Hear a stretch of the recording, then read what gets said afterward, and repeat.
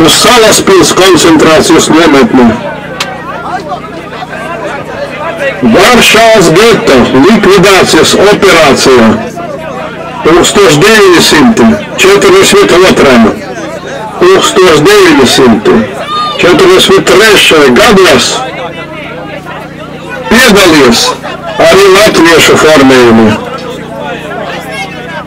Varšava iznīcināja 56,065 cilvēkus.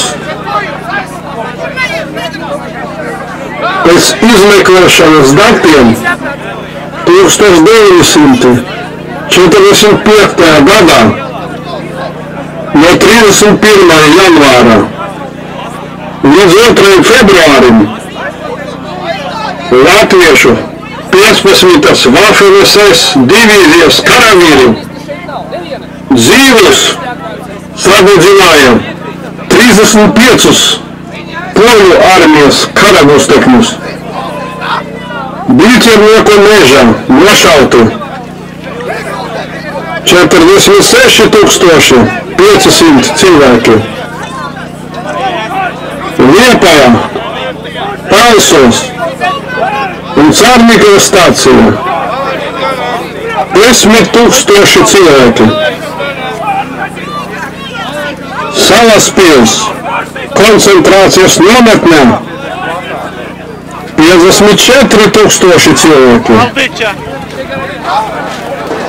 Rombulas mežā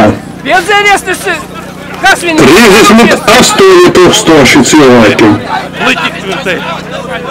Kopā Latvijas teritorijā fašisti un vietēji kolaboracionisti iznīcināja 313,000 mierīgos iedzīvotājus. Tajā skaitā 39,835 bērnus un 330,000 padomju karagustekņus. 1943. gadā 18. decembrī Zana Goras Sādža rietījos no Novgoroda. Latviešu brīvprātīgas SS brigādes karavīri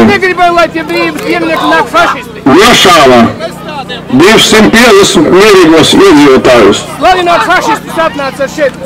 Bet 1944. gadā janvārī viņi piedalījās cilvēku masu nošaušanā Čudovas pilsētā, Ļeņingradas apgabalā. 21. janvārī Gluhājas Sādžu šķūni ieslēdza un nošāva 200 cilvēkus.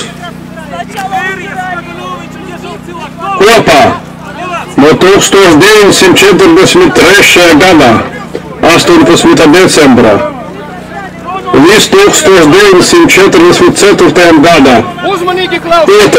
aprīlim latviešu 19. Waffen-SS divīzijas personāla sastāvs piedalījies soda ekspedīcijā.